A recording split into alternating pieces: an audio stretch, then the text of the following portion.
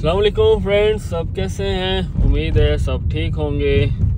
तो आज फिर से मैं एक डिटेल में एक वीडियो बना रहा हूँ, स्पेशली जो स्टैंड बाई मैन हो गया, हॉल वॉचर हो गया, एंट्री अटेंडेंट हो गया। ये वैसे जॉब एक ही है लेकिन नाम इसके तीन हैं। तो कहीं पे आपको लिखा मिलेगा स्टैंड बाई मैन, कहीं पे हॉल वॉचर, कहीं पे एंट्री अटेंडेंट। तो इसका क्या सीन है, मैं पहले आपसे एक वाक़या शेयर करना चाहता हूँ कि यम्बो में हम लोग काम कर रहे थे। तो कुछ लोग वहाँ पे शॉर्टेज थी स्टैंड बाई मैन की, क्योंकि कन्फाइंड स्पेस का काम चल रहा था। तो जब भी नमाज का वक्त होता था तो वर्कर लोग चले जाते थे नमाज के लिए और काम को बंद कर देते थे। तो जब क्लाइंट ने देखा तो उन्होंने देखा कि यार सेफ्टी लोग तो चलो रुके हैं, तो क्यों ना इनका भी बनवा दिया जाए स्टैंड बाई मैन का कार्ड, और जब ये नमाज़ पढ़ने के लिए जाएं तो इनको रोक दिया जाए तब तक। तो इस चक्कर में हम लोगों का भी वहाँ पे कार्ड बना था एक, तो जिसकी 3 से 4 साल की वैलिडिटी थी। और वो कार्ड जो बना था वो फायर वॉच, गैस टेस्टर और स्टैंड बाई मैन, ये तीनों की ऑथराइजेशन कार्ड हमें मिला था। एक ही कार्ड में ये तीनों ऑथराइजेशन थी। तो उसका जब किसी भी साबिक प्लांट का आपका कार्ड मिल गया या आपका कार्ड बन गया, तो समझ लें कि साबिक में आप अप्रूव्ड हो गए हैं, क्योंकि उसकी ट्रेनिंग रहती है 1 से 1.5 घंटे की, और उसके बाद एग्ज़ाम होता है। 25 क्वेश्चन होते हैं और 25 में से 18 लाजिम आपको ठीक होने चाहिए। अगर 17 ठीक होंगे तो फेल हो जाएंगे। लेकिन कुछ जगह पे 18 हैं, कुछ जगह पे 20 हैं। हर प्लांट का थोड़ा डिफरेंट है, लेकिन क्वेश्चन सेम ही होते हैं ऑलमोस्ट। तो इसमें कुछ ज़्यादा उसमें डिफरेंस नहीं होता है। तो अब इसकी हम सैलरी की बात करते हैं कि एक तो आपका जो प्रोफेशन है, कुछ प्रोफेशन ऐसे हैं जो इसमें नहीं चलते हैं, जैसे कि मैकेनिकल फील्ड के हैं वो चलेंगे, सारे चलेंगे। जैसे कारपेंटर है या मेसन है, ये भी चल जाएंगे। लेकिन कोई भी इस तरह का जैसे कि घर का कोई ड्राइवर है जिसको साइकिल खास हो गया, मंजिली हो गया, या कोई वर्कशॉप का है, इस तरह के जो प्रोफेशन है वो साबिक में नहीं चलते हैं इसके हवाले से। लेकिन अगर कोई मैकेनिकल प्रोफेशन है वो चलते हैं। तो बहुत सारी कंपनियों में अभी जैसे कि शटडाउन, अभी जैसे सीज़न स्टार्ट होता है, शटडाउन के लिए बहुत सारी रिक्वायरमेंट आती हैं स्टैंड बाई मैन की। तो कहीं पे हॉल वॉचर लिखा रहेगा, कहीं पे जनाब एंट्री अटेंडेंट लिखा होगा, स्टैंड बाई मैन लिखा होगा। तो ये अपने थोड़ा दिमाग में आपने रखना, ये 3 नाम है इस जॉब के। इसकी शटडाउन बहुत सारी आती हैं, शटडाउन में बहुत सारा वर्क होता है। तो जैसे ही आप जाओगे इंटरव्यू के लिए, तो सबसे पहले वो यही पूछते हैं आपसे कि क्या आप कोई भी आपके सामने वो कोई भी नोट्स रख देंगे इंग्लिश में, या कंपनी जब आपका इंटरव्यू करेगी तो बोलेंगे इसको पढ़ो। अगर आपने अच्छे से उसको पढ़ा और थोड़ा बहुत आपकी इंग्लिश चेक करेंगे कि क्या ये इंग्लिश में आंसर दे सकता है या नहीं दे सकता है, उसके बाद वो आपको ट्रेनिंग करवाएंगे। इवन कंपनी भी ट्रेनिंग पहले करवाएगी ताकि आप प्रिपेयर होके जाएं क्लाइंट की, जब भी क्लाइंट का शेड्यूल आए, ताकि आप पास हो जाएं। आपकी कंपनी भी हेल्प करेगी। अगर आप कैपेबल नहीं हो कि आप वो नोट्स वगैरह रीड कर सकें, या इंग्लिश में थोड़ा बहुत आपको नहीं समझ में आ रहा है या नहीं बोल पा रहे हैं, तो फिर ये चांस आपको मुश्किल है।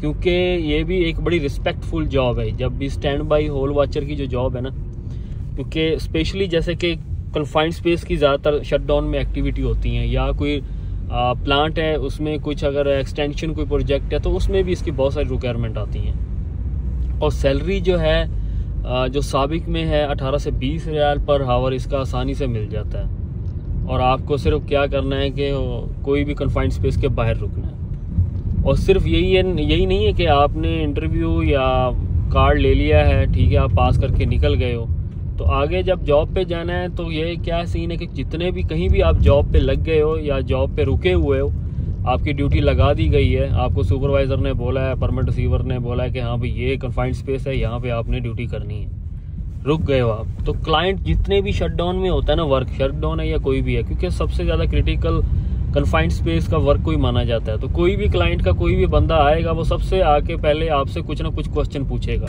क्योंकि उसको ये होता है, उनको भी ये टेंशन रहती है कि यार ये जो कन्फाइंड स्पेस के बाहर स्टैंड बाई मैन रुका है, क्या इसको इतना एक्सपीरियंस है, कुछ एमरजेंसी होगी तो कि ये कैसे रिस्पॉन्स करेगा, या वो प्रॉपर कम्युनिकेट करेगा या नहीं करेगा, क्या ये कॉम्पिटेंट है या नहीं है।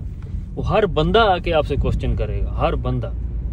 और क्वेश्चन कोई इतने मसलन कोई ये नहीं है कि कोई बहुत सारी वो बुक लेके खड़ा हो जाएगा और चीज़ें पूछना शुरू कर देगा। वो यही सिर्फ पूछेगा कितने बंदे अंदर काम कर रहे हैं, आपको वो बताना है। गैस टेस्ट कब हुआ, आपको वो बताना है। और गैस टेस्ट अब किस वक्त होना है नेक्स्ट, वो आपको बताना है कि 1 घंटे के बाद होना है या कब होना है। कितने बंदे आप शफल कर रहे हो, कितने टाइम के बाद आप निकाल रहे हो, वो आपने बताना है। वो खुद अंदर जाने की कोशिश करेंगे, आपने उसको रोकना है इमीडिएट कि भाई आप नहीं जा सकते हो। इतने बंदे रेस्क्यू प्लान के मुताबिक या परमिट पे इतने बंदे मेंशन है, तो आप यहाँ पे साइन करोगे, परमिशन लोगे, तभी आप जा सकते हो। वो सिर्फ चेक करने के लिए देखते हैं कि क्या आप उसे रोकते हो या नहीं रोकते हो। अगर आपने उसे नहीं रोका तो फिर आपकी छुट्टी। अगर आपने क्वेश्चंस के आंसर नहीं दिए तो समझ लो फिर वो डाउट में जाएगा। वो सबसे पहले पूछेंगे इंटरव्यू किसने लिया, ऑथराइजेशन कार्ड कहाँ है आपका, वो उसी दिन भगा देंगे, दूसरे दिन आपको वो ड्यूटी नहीं मिलेगी। तो ये 3 से कुछ 4 चीज़ें ऐसी रहेंगी जो आपको एक्टिव रहना है।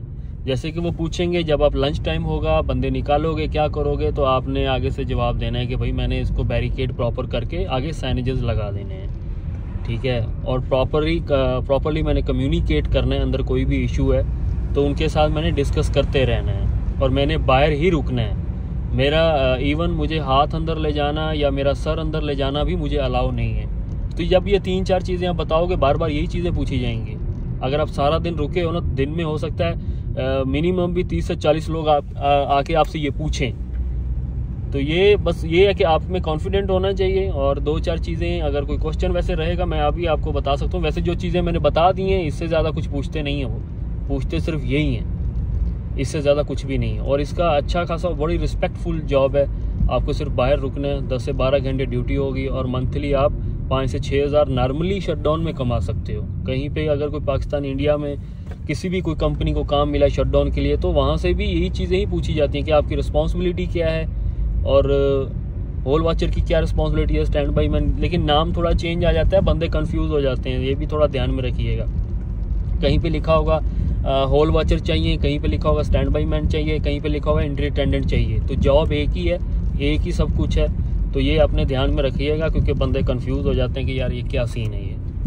तो इसके हवाले से बाकी जो गैस टेस्ट हो गया, फायर वॉच हो गया, जब आपका साबिक में, स्पेशली जब साबिक में आप जाओगे तो ये तीनों की आपको ट्रेनिंग दी जाएंगी। क्योंकि कंपनी कहीं भी आपको यूटिलाइज कर सकती है, कहीं पे भी आपको आपसे फ़ायदा उठा सकती है। कि अगर स्टैंड बाई मैन का काम नहीं है तो सके बोलेंगे कि यार आज वहाँ फायर वॉच के लिए थोड़ा जगह खाली है, वहाँ चले जाओ, या ये गैस टेस्ट आप करते रहो। तो ये चीज़ें भी आपसे वो करवा सकते हैं। लेकिन उस ऑथराइजेशन कार्ड का ये फ़ायदा होता है कि दोबारा साबिक में कहीं भी जॉब आती है तो आपको प्रेफर किया जाता है, क्योंकि आपको सिस्टम का पता चल जाता है और डायरेक्टली आपको वो 2-4 क्वेश्चन पूछेंगे या रिटन एग्ज़ाम होगा। वो रिटन एग्ज़ाम आपने ऑलरेडी दिया होगा। वैसे उस रिटन एग्ज़ाम का मेरे पास फॉर्मेट भी पूरा पड़ा है, साबिक का ही पड़ा है। अगर आपको किसी को चाहिए भी होगा तो आपसे मैं शेयर कर लूँगा। लेकिन आपको ये 3-4 चीज़ें आपको कॉन्फिडेंट हो गई, ये थोड़ा पढ़नी है। थोड़ा गूगल से भी सर्च कर सकते हो, यूट्यूब से सर्च कर सकते हो, या कोई आपका और क्वेश्चन रहेगा तो वो भी मैं इंशाल्लाह आपके साथ शेयर करूँगा। बाकी अरामको में जो है, अरामको में मैंने अक्सर देखा है जो fire watch stand by man की जॉब आती है ना, अक्सर वेंडर कोड भी मांगते हैं। अगर वेंडर कोड नहीं भी मांगते, लेकिन अगर अरामको की तरफ से एक भी आपको सर्टिफिकेट मिल जाए या कार्ड बन जाए ना आपका, तो फिर तो आपको आसानी से जॉब मिलेगी। जैसे कि साबिक का एक कार्ड बन गया। साबिक के कुछ प्लांट ऐसे हैं जिनमें 20 से भी ऊपर रियाल रेट मिलता है, 20 से 24 रियाल के दरमियान। और साबिक में जहाँ भी काम करते हो सैलरी भी ऑन टाइम मिलती है। एक कार्ड सिर्फ आपका बन जाए, ऑथराइजेशन कार्ड। और वो कैसे मिलेगा, हर सप्लायर के पास आपने जाना है मार्केट में कि भाई मैं स्टैंड बाई मैन हूँ, होल वॉचर हूँ, कोई भी रिक्वायरमेंट आए मुझे बताइएगा, ये मेरा ही काम है। कुछ भी आपको इंटरव्यू लेना है तो आप ले सकते हो।